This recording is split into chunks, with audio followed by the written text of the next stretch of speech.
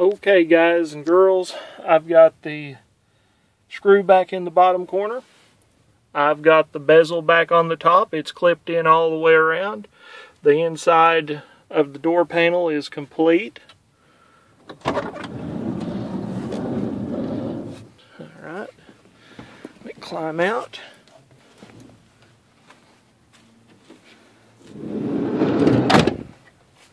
Door shut properly.